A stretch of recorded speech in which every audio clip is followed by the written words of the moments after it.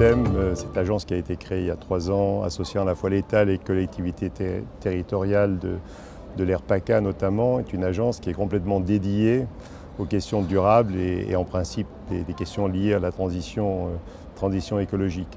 Alors elle le fait d'abord dans le domaine urbain. Pourquoi? Parce que à peu près 50% de la population méditerranéenne aujourd'hui est urbaine. C'est une des zones les plus urbanisées au monde.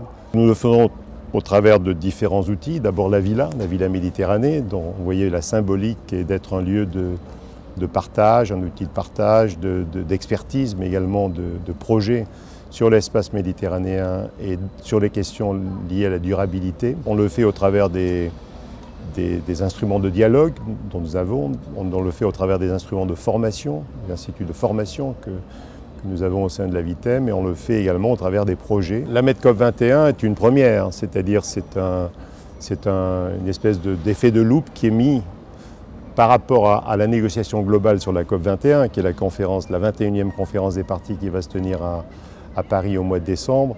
L'idée ici a été de mettre l'accent sur la Méditerranée, qui est la zone peut-être la plus fragile et la plus menacée dans l'espace euro-méditerranéen, je dirais, l'espace le plus menacé par cette transition climatique. Les suites, on est aujourd'hui sur la MEDCOP 21, on va préparer la MEDCOP 22, dont vous savez qu'elle va se tenir l'année prochaine à Tanger.